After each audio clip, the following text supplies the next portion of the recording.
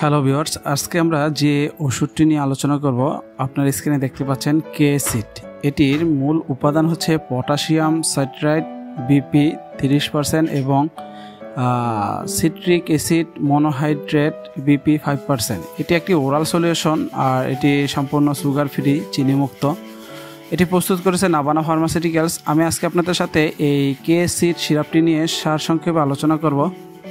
তো এই কে-সিট সিরাপটি এটির মূল কার্যকারিতা হচ্ছে এটি ইউরিনারি সিস্টেমের সমস্যা যেমন ইউরিনারি ড্রাগ ইনফেকশন বা কিডনি স্টোনস বা কিডনিতে পাথর ইত্যাদি চিকিৎসা এটি ব্যবহার করা হয়ে থাকে। এটা শরীরের ইউরিনকে বেশি আলকালাইন করে, যার ফলে ইউরিনের অ্যাসিডেটের মাত্রা কমে এবং ব্যথা ও জ্বালাপোড়া কমে।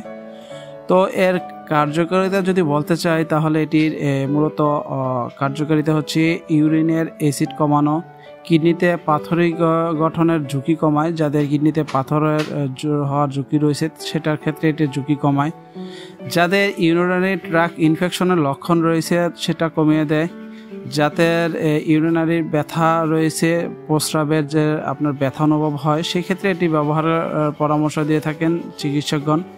তবে এটার মূল কার্যকারিতা হচ্ছে এটি আপনার প্রস্রাবের জ্বালা পোড়া কমায়, ঘন ঘন প্রস্রাব যাদের পায় তাদের ক্ষেত্রে এটি ব্যবহারের মাত্রা দিয়ে থাকে চিকিৎসকগণ। যাদের কিডনিতে পাথর ধরা পড়েছে সেই সকল পাথর গলাতে বা ছোটোখাটো পাথর গলাতে এটি সাহায্য করে।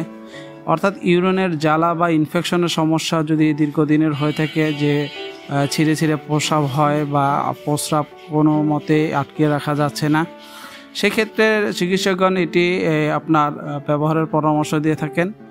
এই কে-সিট সিরাপটি এটি সাধারণত খাবারের পরে খেতে বলা হয়, তবে পরিষ্কার পানি দিয়ে এটি পানির সাথে মিশিয়ে খেতে হয়। এটি ডোজ ঠিকমতো নিতে হবে, যেমন দিনে 2 থেকে 3 বার চিকিৎসকগণ এটির ডোজ আপনাকে নির্ধারিত করে দিবেন। এটি আপনি কিভাবে সেবন করবেন, পানির সাথে কয় বেলা খাবেন, সেই বিষয়গুলো আপনাকে বলে দিবে।